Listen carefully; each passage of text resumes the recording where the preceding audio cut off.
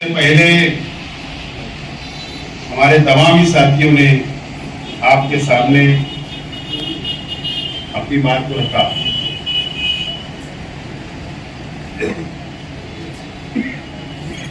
और मैं समझता हूं कि हमारे तमाम ही मुकर्रिरीन ने अलग अलग हालात के ऊपर शहर के अंदर हमारे खिलाफ की पार्टियां जो हालात बनाने की कोशिश कर रही है, जो शहर के आवाम को धोखा देने की कोशिश कर रही है और जो लोग नूरा कुश्ती लड़ रहे हैं, तो तमाम ही बातें मैं समझता हूं मुकर्रिर ने बोला, अपनी बात को रखा।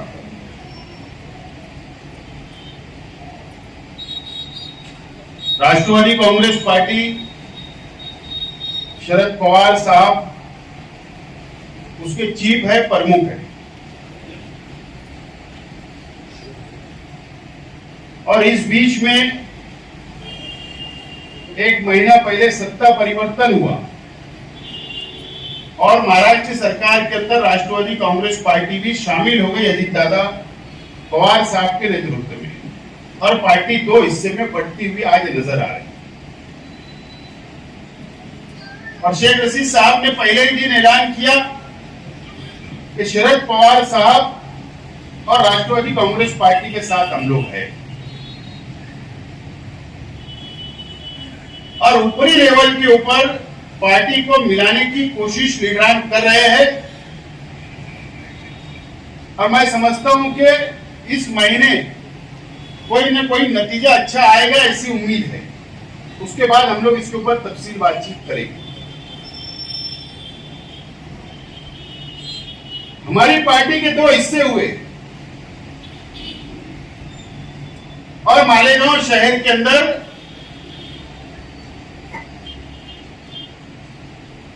मेरे खिलाफ और पार्टी के खिलाफ अंधभक्त लोग, जो अंधभक्त होते हैं ना, वो लोगों ने सोशल मीडिया के जरिए मेरी बदनामी करने की कोशिश की और शहर के आवाम के सामने शहर के आवाम को गुमराह करने की कोशिश की।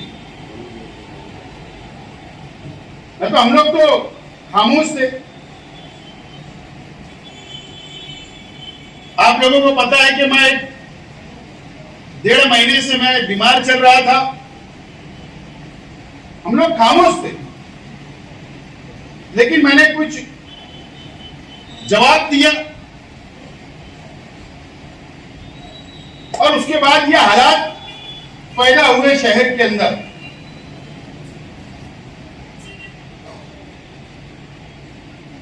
अजीत दादा पवार साहब से मेरी खुफिया मुलाकात हुई। तो मुफ्ती साहब गेट पे पहरा दे रहे थे क्या? मेरी खुफिया अंदर मुलाकात हुई तो गेट के ऊपर पहरा दे रहे क्या? क्या अजीत दादा बेल दबाए में तुम चाय लेके आने वाले थे क्या? ये सवाल पैदा होता है। और राष्ट्रवादी कांग्रेस पार्टी के लीडर है अजीत दादा पवार और सरकार में शामिल होने के बाद भी शरद पवार साहब को नेता मान रहे हैं और हम शरद पवार साहब को नेता मानते, इसके लिए सरकार किसी की भी हो, हम शहर के विकास के लिए, शहर के डेवलप के लिए हम खुफिया मुलाकात नहीं करते। खुले तौर पर मैं जाकर मिला, अखबार के अंदर खबरें आई और शहर के विकास के लिए, शहर के डेवलप के लिए हम लोगों ने पहल वापस शुरू कर दी। 1 साल तो आपको खुला मैदान दिया गया। जब हम महाविकास आघाड़ी की सरकार गिरी, उद्धव ठाकरे साहब चीफ मिनिस्टर से हट गए और शिंदे और भाजपा ने सरकार बनाई, तो आपको होटल ताज के अंदर जाकर आपने मुलाकात की और उसके बाद मुझे अच्छी तरीके से याद है कि होटल ताज के बाद आपने एबीपी माझा से बात करते हुए, इंटरव्यू देते हुए कहा कि मैं उम्रे पे जा रहा हूं, सीएम साहब को कोई गलतफहमी नहीं हो जाना, इसके लिए मिलने के लिए आया था। कि महाराष्ट्र के चीफ मिनिस्टर असदुद्दीन अवैसी साहब है क्या, जो उनको खराब नहीं लगना था? अजीब बात है, सीएम साहब को खराब नहीं लगना। आप इसके लिए गए थे कि सरकार का बहुमत साबित होना था, स्पीकर का चुनाव होना था, और आप जानबूझकर आप तटस्थ रहे, गैर जानिबदार रहे। आपने इस शहर के मुसलमानों को और इस महाराष्ट्र के मुसलमानों को आपने धोखा देने का काम किया। आपने एडीसी के अंदर आपके खासदार इम्तियाज जलील के साथ आपने अपनी प्राइवेट गाड़ी लगा दी और टैक्सी के अंदर कभी इस दर पर, कभी उस दर पर, कभी उस डाल पर, कभी उस डाल के ऊपर आप घूमते रहे कि आपका कोई सौदा हो जाए। क्या हमको नहीं पता क्या आपने राज्यसभा के अंदर क्या किया, आपने एमएलसी के अंदर क्या किया, विधान परिषद के अंदर क्या किया? आपने डबल गेम किया और इस महाराष्ट्र के और इस शहर के मुसलमानों को धोखा देने का काम किया। आपने फिरका परस्त पार्टी के उम्मीदवार को चुन कर लाने के लिए मदद की। ये मैं खुला जिम्मेदारी से बोल रहा हूं। आप जब से चुन कर आए, आपने इस शहर को धोखा दिया और एमआईएम ने इस महाराष्ट्र के मुसलमानों को धोखा देने का काम किया है। मुझे बताओ, आप मुझे बताइए कि 2 दिन पहले अबू आसिम आजमी साहब ने कैसी आवाज उठाई? ट्रेन के अंदर मुसलमानों को एक पुलिस वाला गोली मार देता है, आवाज किसने उठाया? अबू आसिम आजमी साहब ने। हिजाब का मामला आया मुंबई के एक स्कूल के अंदर, आवाज किसने उठाई? अबू आसिम आजमी साहब ने। नीतीश राणे का जवाब औरंगजेब रहमतुल्लाह अलैह जब उसने ये कहा अंदर मुसलमानों के खिलाफ जहर उगल रहा था, उस वक्त किसने आवाज उठाई? आप तो बहुत इलेक्शन के वक्त हैदराबाद से आकर कौम मिलत की दुआई देते हो, मुसलमानों को मिलत के नाम पर नौजवानों को वर्गाते हो और वोट ले लेते हो, और तुम्हारे दोनों लोग जाकर फिरका परस्ती के तलवे चाटते। इसका जवाब इस शहर के आवाम पर, इस महाराष्ट्र के आवाम को देना पड़ेगा। या 5 साल के अंदर आप बताओ कि कोई कौम के लिए या मुसलमानों पर जुल्म हो रहा है, आपने एक आवाज अंदर असेंबली के अंदर उठाई क्या? ये जवाब आपको देना पड़ेगा। मेरा सवाल है, कब तक? जब मेरी खुफिया मुलाकात हुई तो तुमने यूसुफी की बात की। मैं आज बोल रहा हूं इस मंच से, इस राष्ट्रवादी भवन से,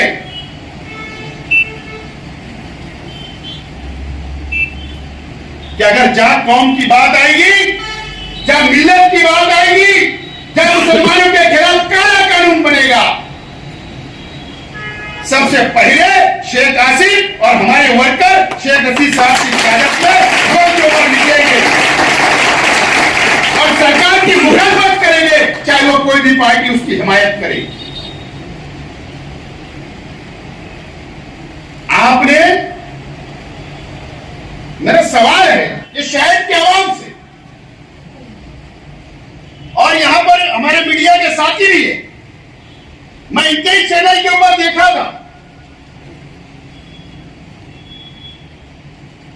अभी बकरीद की, ईद उल अजहा की नमाज के लिए ईदगाह के ऊपर तकरीर की गई। क्या तकरीर की गई? जनरल बात लेकिन कभी भी जुल्म के खिलाफ, दादा गुस्से के खिलाफ, फिरका परस्तों के खिलाफ एक लफ्ज नहीं बोला गया। और यह बोला गया कि अभी तो एक सिविल कोर्ट यूसीसी का कोई ड्रॉप भी नहीं आया है, तो उसकी मुखालफत करने की क्या जरूरत है। उसके बाद आपने मस्जिदों से कहा यह बात, क्या all India Muslim personal law board ने ऐलान नहीं किया क्या मुसलमान एतराज दाखिल करें? क्या जमीयतुल उलमा ने ऐलान नहीं किया कि मुसलमान एतराज दाखिल करें? जब लॉ कमीशन ऑफ इंडिया ये इतराज लगाता है कि किसको ऑब्जेक्शन है, तो आपने यहां के मुसलमानों के अंदर बेदारी नहीं लाते हुए आपने all India Muslim personal law board की तहरीक को डायनामाइट करने का काम किया। आपको क्या डर था? क्या डर था कि मौलाना उमरान साहब, माफ करना, मैं ये जुमला बोलने जा रहा हूं कि मौलाना उमरान साहब से डर था कि ट्रिपल तलाक के वक्त, एनआरसी के वक्त, all India Muslim personal law के बैनर के ऊपर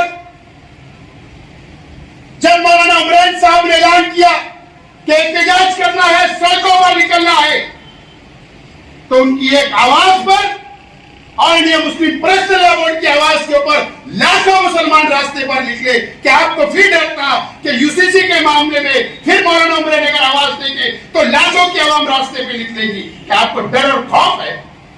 इसके लिए आपने डायनामिट किया तहरीक को। और अगर हम लोग एक प्लेटफॉर्म में किसी को भी छूना होता है, मजहबी मिल्लत के लिए काम करने वाले, और all India Muslim personal law board के अंदर तमाम ही मसलक के उलमा है, और इसके लिए हमने जिम्मेदारान ने फैसला किया और हम लोग वहां पर मौलाना उमरान से मिलने गए, हिमायत दी, बेदारी लाई, और जितना हमको जिम्मेदारी अदा करना थी हमने वो अदा की। और जब भी अगर ऐलान किया जाएगा ये काले कानून के खिलाफ में, all India Muslim personal law board जब भी ऐलान करेगी हम लोग बढ़ चढ़कर हिस्सा लेने के लिए तैयार हैं, हर वक्त तैयार रहेगी। पार्टी हमारे लिए 2 नंबर, लेकिन अगर जहां मुसलमानों के खिलाफ काला कानून बनेगा तो हम लोग सबसे आगे रहेंगे। और हम किसी भी सरकारों से, किसी भी पार्टी की सरकारों से हम डरने वाले नहीं है। मुझे अफसोस हुआ, बहुत अफसोस हुआ, अबू हसीम आजमी साहब की पार्टी अलग है, लेकिन मेरा तजुर्बा उनके साथ 5 साल काम करने का है। अगर मैं आवाज उठाता था उस वक्त, और अगर फिरका परस्त हमारे मुकाबले में खड़े हो जाते थे, तो अबू हसीम आजमी साहब और हम लोग एक साथ मिलकर उनका मुकाबला करते थे। एक मर्द आदमी आवाज उठा रहा था, फिरका परस्त उसको लटक रहे थे, उसके खिलाफ जहर उगल रहे थे, उसको गद्दार बोल रहे थे। आप और अफसोस के साथ बोलना पड़ता कि जितने मुस्लिम लीडरशिप थी अबू हसीम आजमी का साथ देने के लिए खड़ी नहीं हुई। ये बहुत दुख की बात है। और उसके बाद आप पाखंड करते हो, शहर को धोखा देने का काम करते हो। इलेक्शन करीब आ रहा है, 4 साल गुजर गए, अब तुम्हारे सामने कॉर्पोरेशन का चुनाव, तुम्हारे सामने असेंबली का चुनाव आएगा, पार्लियामेंट का चुनाव आएगा। जो लोगों ने तुम्हारे साथ में मिलकर आपको चुनकर लाने की मेहनत की, आपने 4 साल नजरअंदाज किया। अब ये शहर हिसाब मांगेगा, तो क्या हिसाब दोगे? ये शहर हिसाब मांगने वाला है, तो क्या हिसाब दोगे? तो आपने जनता दल के ऊपर इल्जाम लगाया कि टेंडर मैंने उनको दिया था और उन्होंने काम नहीं किया, बिल खा गया। बहरहाल चोर तो दोनों में से कोई एक है और झूठ तो कोई बोल रहा है, ये तो बिल्कुल सच। और मुझे शक है कि शहर के अंदर कारपोरेशन की रोड जहां बनती थी, कारपोरेशन के फंड से जहां रोड बनती है, जानबूझकर उसी रोड के ऊपर एमएलए फंड डाला जाता है, काम कारपोरेशन के फंड से और बिल पीडब्ल्यूडी से निकलता, ऐसा मुझे शंका है, शक है। और भ्रष्टाचार किया जाता है। इसकी इंक्वायरी अगर होती है तो बहुत कुछ सामने आ सकता है। मुझे हमारे पड़ोसियों से कोई दोस्ती नहीं है, इन्होंने जैसा किया वैसा भरना पड़ रहा है इनको भी। और ये कोई दूध के धुले हुए नहीं है जनता दल के लोग, और न वो दूध के धुले हुए हैं। सिर्फ हमारे डर और खौफ से, हमारी ताकत से, हमारे वर्करों की ताकत से ये एक होते हैं। और मैं तो आज चैलेंज करता हूं, मैं ये मानता हूं कि मुफ्ती इस्माइल साहब शहर के लीडर है, क्योंकि असेंबली उन्होंने लड़ा और मैंने लड़ा। शहर के 2-3 लीडर सिर्फ शहरी लीडर है, शेख रशीद साहब और मैं और मुफ्ती इस्माइल साहब, ये वर्सेस हमारा हमेशा चला है। और नहीं तो ये छोटे मोटे लोगों ने तो शहर के लीडर बोलने की इनकी औकात भी नहीं है, ये लोगों को बोलना छोड़ देना चाहिए। और इसके लिए हिम्मत लगती है, ताकत लगती है। और नहीं तो इन लोगों ने सामने हमने आके एक दिन कौन ही शहर का लीडर है, पब्लिक किसके साथ है, सामने हमने आ जाओ, घोड़ा मैदान सामने है। और मैं तो ये मानता हूं, हमेशा बोलता हूं कि मारे मरद, मार खाए मरद, जीते मरद और हारे मरद।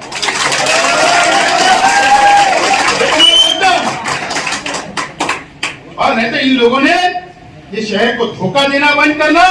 हमने देखा कि नेशनल पार्टी के लोग भी शहर में हाथ बांध कर पीछे खड़े रह रहे। अफसोस की बात, हमारे एक पार्टी के उम्मीदवार के पास नेशनल पार्टी का सदर जाता है और उसको बोलता है कि तू राष्ट्रवादी के अंदर मत है, मैं देखो मुफ्ती इस्माइल से बोलकर तेरे को टिकट दिलवा देता हूं। ये पार्टी दूसरे के सदर, वो उसकी पार्टी की मेहनत नहीं कर रहा, उसका टिकट नहीं बांट रहा, बोले मैं मुफ्ती इस्माइल से बात करके तेरी सेटिंग करा देता, ये वार्ड उनका है। उसकी बात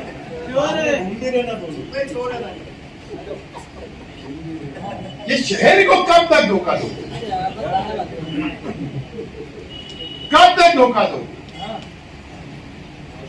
और ये लोगों ने तो हमारी पार्टी, हमारे वर्करों से, हमारे लीडरान से इन्होंने तो बहस नहीं करना चाहिए, क्योंकि मैं इसलिए बोल रहा हूं कि एक आदमी होता है ऊपर से बहुत खूबसूरत, बहुत नूर और बहुत साफ किरदार का होता है। इंसान की फितरत होती है, लेकिन इंसान ऊपर से कोई भी कलर का रहे, अंदर से काला नहीं होना चाहिए। और मैं आज से नहीं देख रहा हूं, ये 4-5 सीट के लिए जो ये ब्लैक मेलिंग करने का जो सियासत इस शहर में शुरू हुई, मुझे मालूम है कि स्टैंडिंग चेयरमैन मैं बन जाऊंगा, 5 लाऊंगा, 7 लाऊंगा तो मुझे महापौर बना देंगे, डिप्टी मेयर मैं बन जाऊंगा, ठेकेदारी करूंगा, हरामखोरी करूंगा, करप्शन खोरी करूंगा कारपोरेशन में जाके। सिर्फ ये मकसद है इनका। ये शहर से इनको कोई लेना देना नहीं, ना ये कोई झोपड़पट्टी के आवाम से, ना पक्के मकान के आवाम से, ना बुनकरों से, ना मजदूरों से, ना गरीब से, ना अमीर से। इनको कोई लेना देना नहीं है। इनके जाति स्वार्थ के लिए, जाति मुफाद के लिए ये लोग शहर में सियासत करते हैं। मैं इनको आज से नहीं देख रहा। मैं पहली मर्तबा कारपोरेटर बना, इजाज उमर साहब मेरे साथ, हम लोग पहली मर्तबा चुन कर आए, और ये कई लोग तो मेरे से पहले कारपोरेटर थे। अब शेख रशीद साहब भी कई लोगों के बाद मेंबर बने, सदर बल्दिया बने, एमएलए बने, और एमएलए रहते हुए मुझको मेयर बना दिया, और सरपरस्ती में एमएलए ही शेख रशीद साहब ने मुझको बना दिया। ये मेयर की कुर्सी तक नहीं पहुंचे। कहां से अपने से खुश रहेंगे? हसद और जलन और दिल में काया, ये कभी तुम मिटा नहीं सकते। ये फितरत उनकी बन चुकी है कि तुम्हारे साथ ये कभी रह ही नहीं सकते, और हमेशा तुम्हारे मुखालिफ रहेंगे, जहर उगलने का काम करेंगे।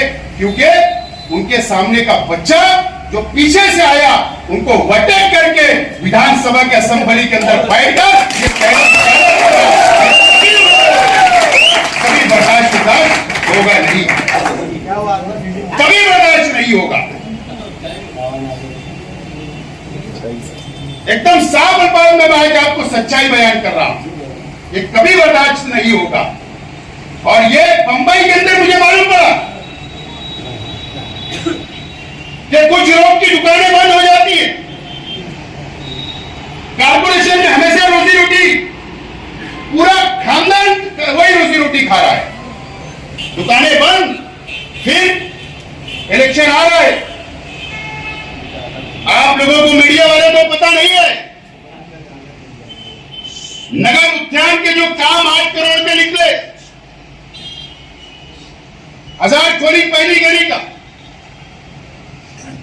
मालेगांव सुलेमानी से लेकर मालेगांव स्कूल तक, ये कारपोरेशन का हिस्सा है उसमें। लेकिन ये काम जो बांटे गए 12% लिए गए, 12% से, और ये पैसा मुशारत चौक में जमा हुआ नाराज लोगों को मनाने के लिए। किसी को 2 करोड़ का काम और डीलिंग हाईवे की एक होटल के ऊपर चिकन चिल्ली के साथ हुई 12%। दूसरा नाराज था, उसको 1 करोड़। कोई ब्लैकमेल करता, मैं बहुत पहलवान हूं, मैं तो ऐसा कर देता हूं, समाज पलट देता हूं, बहुत नाराजगी। 2 करोड़ का काम 12% में खुश। कितने टक्के और कहां पर दिए गए मुझको सब पता है। और उसके बाद जिन लोगों ने हमेशा कारपोरेशन की रोजी रोटी खाई, आज वो लोग मुशारत चौक के लीडर से कहते हैं कि आप फिक्र मत करो, जो जो नाराज है मैं लाऊंगा। और मुंबई के अंदर नेशनल पार्टी के सदर भी, 7 कारपोरेटर वाले भी एमएलए के साथ बैठक करते हैं और बोलते हैं कि फिक्र मत करो, जनता दल वालों को भी हम साथ में लाएंगे, फिर एक महागठबंधन बनाएंगे और फिर शेख रशीद परिवार को हम खत्म करेंगे। मैं आज उन तमाम लोगों को बोलना चाहता हूं कि जब तक ये शहर की आवाम, ये शहर का गरीब, ये शहर का वर्कर जब तक हमारे अपने परिवार के साथ है, शेख रशीद साहब के साथ है और अल्लाह हमारे साथ है, तुम हमारा बाल भी वापस नहीं सकते। और फिर शहर की आवाम ने चाहेगी और अल्लाह चाहेगा उसी दिन हम इस शहर से खत्म हो सकते हैं, नहीं तो तुम हमको खत्म नहीं कर सकते। आज मैं एलानिया बोल रहा हूँ, ये सिर्फ सत्ता के लिए, अपने मुफाद के लिए ये एक होते हैं। और शेख आसिफ जो इतना खटकता है, तो अगर इनको कोई रुकावट सबसे बड़ी है, अगर ये करप्शन करते अगर कोई रुकावट बनता है तो शेख आसिफ, अगर ये भ्रष्टाचार करते अगर कोई रुकावट पर बनता है शेख आसिफ। अगर ये कब्रिस्तान की जमीन बेच के खाते हैं, अगर कोई रुकावट बनता है शेख आसिफ, कि इसका दबदबा क्यों रहता है, इसकी बात क्यों सुनी जाती है प्रशासन में, इसके लिए सबसे ज्यादा खटकने वाला है। और मैंने इनकी कभी परवाह नहीं की, खुदा कसम बोलता हूं, इनकी कभी परवाह नहीं की और ना कभी इनसे डरा। इनको शेख हसीन साहब ने डरना सिखाया ही नहीं और ना हम कभी डरने वाले हैं। सिर्फ सियासत में सीट कम ज्यादा हो सकती है, इससे ज्यादा कुछ नहीं बिगाड़ सकते, इससे ज्यादा कुछ नहीं हो सकता है। हार और जीत होगी, इससे ज्यादा कुछ नहीं हो सकता है। लेकिन आप चाहोगे कि जमीन से हमको खत्म कर देने की, लेकिन जब तक मेरा अल्लाह चाहेगा, जब तक हम जिंदा रहेंगे, हमारा वर्कर चाहेगा, जब तक जिंदा रहेंगे, तुम हमारा बाल भी बाका नहीं कर सकते। जिम्मेदारी से अब मैं जनता दल वालों का भी इंतजार है कि कब प्रेस होगी। नहीं तो मैं तो चोर समझ रहा हूं आज तक, चाहे अमीन फारूक उसकी सफाई दे, मैं मानता उनका नहीं, क्या कोई स्कूल के टीचर सफाई दे, ये सारी चीज मैं नहीं मानता।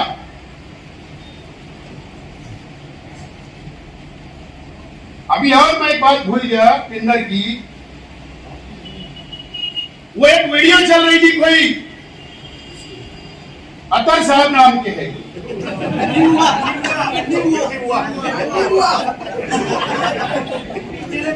बोले जो लोग वार्ड का काम नहीं कर सकते, बाजू में तनकीद की हो, हमारे पड़ोसियों को तनकीद।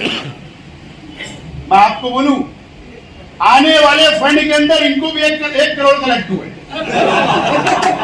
और लड्डू का क्या मालूम, मच्छी बाजार का रोड जो बनेगा, बोले वो टेंडर तेको दे दिया जाएगा, वो उनके गुण गाने लगे। किसी को और बोला गया कि तेको रमजानी मस्जिद वाला रोड दे दिया जाएगा। ये सब लड्डू बांटने के काम शुरू है, लेकिन अब ये शहर की आवाम ये चाह रही है कि अगर किसी पे इल्जाम लगा है और उनके ही अपने साथियों पे इल्जाम लगा है, तो भ्रष्टाचारी कौन है, झूठ कौन बोल रहा है, ये शहर के सामने जब तक प्रेस कॉन्फ्रेंस देकर अगर बात सामने नहीं आएगी, तो मैं भी चोर समझूंगा। कोई तो एक चोर है और ये दोनों ही एक हम्माम में नंगे हैं। ये इस तरीके की बात के शहर के अंदर चल रही है और मैं भी यही समझ रहा हूं। दोस्तों और साथियों, आज ये पार्टी ऑफिस के ऊपर मीटिंग लेने का जो मकसद है, हम एक एक चीज का जवाब देना सीख जाए, हमारे वर्कर भी, हमारे जिम्मेदार भी। और यकीन जानो, मैं माफी के साथ कुछ लोगों से बोलना चाहता हूं कि शहर के अंदर ये छोटी छोटी पार्टियां अपना जमीन तलाश करने की शुरुआत करती है इलेक्शन के वक्त, तो कुछ हमारे साथी वो हम लोगों से नाराजगी बताते हैं। यानी वो ये बताने की कोशिश करते हैं कि फला पार्टी में हम चले जाएंगे, फला पार्टी में चले जाएंगे। यकीन जानो, मैं जिम्मेदारी से बोलता हूं कि शहर के अंदर शेख रशीद परिवार जैसा खिदमत करने वाला, आपको लेकर चलने वाला कोई लीडर नहीं है। हम बैठ कर भी आपकी बात सुन लेते हैं, झुक कर भी आपकी बात सुन लेते हैं और समझ के हम लोग गाड़ी आगे बढ़ाने की कोशिश करते हैं। मैं बोलता हूं कि पहले मुहर्रम में शेरबाग बहुत निकलते थे, 10 दिन का ही रहता था, आखिरी दिन उसकी सवारी ठंडी होना ही है, पक्की सवारी ठंडी होती है। और ऐसी ही शहर के अंदर कुछ पार्टियां ये 10 दिन के रहते हैं, इनकी सवारी ठंडी होना ही है। मैं तो आज जिम्मेदारी से बोल रहा, नोट कर लो मेरी बात, ये सब हमारे सामने एक हो गए, एक गठबंधन बनाएंगे, हमारा मुकाबला करने लगेंगे। फिर ये कितने एक हमाम में नंगी थे, किसने किसकी पैंट उतारी, किसने किसके कपड़े उतारे, किसने कितना भ्रष्टाचार किया, किसने किस पे कितना इल्जाम लगाया, किसने किसकी जातियात पे बोला, किसने किसके काम पे उठा डाला, किसने मेरे फंड के काम भर दिया, ये सब भूल जाएगी, सब भूल जाएगी। मुझको समझता है और हमको भी समझता है लेकिन आज यहां से जाने के बाद हम लोगों को पार्टी के लिए शेख रशीद साहब के नेतृत्व में, क्यादत में, हम लोगों को इनका जवाब देना है और आवाम के काम करना है। और अब हमको खामोश बैठना नहीं है। लेकिन मैं दोबारा बोल रहा हूं कि हमारी पार्टी के वर्कर हमारे जिम्मेदारान पर और लीडरान पर, लीडरशिप के ऊपर अगर कोई भी पार्टी के, अगर सोशल मीडिया या कोई भी लीडरान अगर जातियात पर हमला बोलेगा तो हम लोग भी जातियात पर जवाब देंगे। ये बात मुझे नहीं बोलना है, लेकिन मैं जानबूझकर बोल रहा हूं कि हम लोग भी बख्शिश नहीं करेंगे, रिप्लाई हम लोग भी जरूर देंगे। ये बात को नोट कर लेना चाहिए, जिसके अंदर आप कंप्रोमाइज नहीं होगा, कोई कंप्रोमाइज इसमें नहीं होगा। और मैं आज एक ऐलान करता हूं, असलम भाई ने बताया घर पट्टी घर पट्टी घर पट्टी, शहर की आवाम बोर हो गई और शहर की आवाम को इतना इत्मीनान है, इतना मुतमईन है कि अगर कोई भी मसला आ जाए तो राष्ट्रवादी भवन से हल होने ही वाला है। इसके लिए वो किसी के साथ हो और किसी बढ़कर विश्वास नहीं करता। मुझे बताओ तो कमिश्नर के खिलाफ कौन से लीडर ने आज तक बयान किया, मुझे बताओ। ये प्रशासक बैठा है ना, एक साल में इसने मार्च तक बजट चलता है, जब मार्च से बजट पास होता है तो एक साल मुकम्मल वो बजट चलता है। मेरी मालूमात यह है कि बजट मुकम्मल तौर पर खत्म कर दिया गया है। टक्के लेकर 10% दो और बजट लो, 10% दो और बजट लो। और जिस इलाके की आबादी 70% है वहां पर हक सिर्फ 30% दिया जा रहा है, और जिस तरह की आबादी 30% है वहां पर 70% दिया जा रहा है। हम भेदभाव की बात नहीं कर रहे, लेकिन अगर किसकी ज़हन खराब है, कोई शख्स अगर जिम्मेदार है, प्रशासक है, अगर उसकी नीयत खराब है, उसका ज़हन खराब है, तो उसके खिलाफ हमको लड़ना पड़ेगा और उसके काले कारनामे के खिलाफ में रहना ही पड़ेगा। और हम लोग उसके खिलाफ में लड़ रहे हैं और लड़ते रहेंगे, चाहे हमको हाईकोर्ट जाना पड़े। यह सबको मैनेज कर सकता है, सबको अपने एंटी चैम्बर में बजा सकता है, सबको यह बजट दे सकता है करप्शन करने के लिए, लेकिन हम कभी कंप्रोमाइज नहीं करेंगे। घर पट्टी का सिर्फ सर्वे हुआ और इसने प्रशासन ने ठहराव पास कर दिया खुद के पावर से और घर पट्टी बढ़ाई। 1 नंबर प्रभाग में वो भी हमारे भाई है, 1 नंबर प्रभाग में आज तक घर पट्टी का सर्वे नहीं हुआ, आज तक घर पट्टी बटी नहीं, और 2 नंबर 3 नंबर और 4 नंबर प्रभाग में बढ़ गई। ये एक शहर में 2 कानून कैसे चलेगी इसके खिलाफ? और जो इसने जानबूझकर प्रशासक बोलकर घर पट्टी का रेट बढ़ाया, उसके खिलाफ आने वाले हफ्ते में उसके ऊपर स्टे लेने के लिए महाराष्ट्र हुकूमत से मैं अजीत दादा पवार साहब से मुलाकात करूंगा और उस पर स्टे मांगने की कोशिश करूंगा कि यह कमिश्नर के ऑर्डर पर स्टे दिया जाए, पुरानी घर पट्टी वसूल की जाए और नई बॉडी जब आ जाएगी उसके बाद ये प्रपोजल लाया जाए और बॉडी उसको नामंजूर करेगी, ऐसा मुझे उम्मीद है। और इसके लिए मैं आज ऐलान करता हूं और वर्करों से, लीडरान से मेरी गुजारिश है कि आप लोग आज से, अभी से पार्टी को मजबूत करना, इनका मुकाबला करने के लिए इनके अखंडे को हम लोगों को नाकाम बनाना है, इनकी नाकामी शहर को बताना है। इन लोगों इतने नाकाम साबित हुए, सिर्फ एक काम पर 4 जगह यूट्यूबरों को ले जाकर दौरे कराना और इस शहर को गुमराह करने के अलावा कुछ नहीं है। इसके लिए हम लोगों को इनके खिलाफ लड़ना है और आने वाले दिनों में हमें उम्मीद है कि हमारी पार्टी वापस एक होगी, वापस बड़े लीडरान के अंदर सुलह हो जाएगी और एक पॉलिसी विचारधारा के ऊपर, सेकुलर विचारधारा के ऊपर अगर आज हमारी पार्टी अगर सरकार में शामिल हुई, लेकिन हमारी विचारधारा पार्टी की और हमारे वर्करों की विचारधारा और हमारी अपनी विचारधारा जो सेकुलर है, सभी समाज सभी धर्म को साथ लेकर चलने की, इंशाल्लाह उसके अंदर बाल बराबर भी फर्क नहीं आएगा। यह हमारी अपनी जिम्मेदारी है और इसके लिए लड़ते रहेंगे। ज्यादा वक्त नहीं लेते हुए आइंदा हम लोग ऐलान करेंगे, हो सकता 15 अगस्त से पहले या 20 अगस्त से पहले शेख रशीद साहब की क़यादत में एक बड़ा जलसा हो और वहां से हम लोग इन लोगों के खिलाफ, ये शहर के विकास के लिए, शहर के डेवलप के लिए, हमारे मुखालिफ का जवाब देने के लिए एक बड़ा जलसा लेकर हम लोग वहां से हमारा आगाज करेंगे। और इंशाअल्लाह हमें उम्मीद है कि कॉर्पोरेशन का चुनाव, असेंबली का चुनाव हो, पार्लियामेंट का चुनाव हो, हम लोग फिरका परस्त ताकतों को हम लोग नाकाम बनाने के लिए एकजुट होकर हम लोग आगे बढ़ने की कोशिश करेंगे।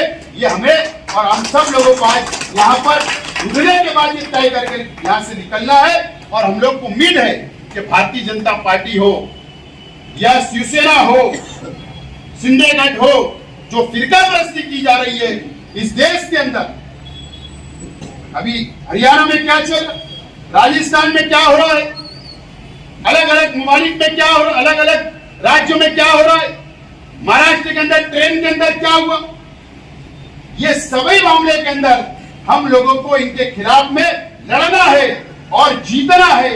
इतना ही बोलते हुए आज की मीटिंग के लिए आप लोग बड़ी तादाद के अंदर आप लोग शरीक हुए, मैं आपका शुक्रिया अदा करता हूं और मीडिया के भी साथियों को शुक्रिया अदा करता हूं और मेरी बात खत्म करता हूं। शुक्रिया, खुदा हाफिज, अस्सलाम।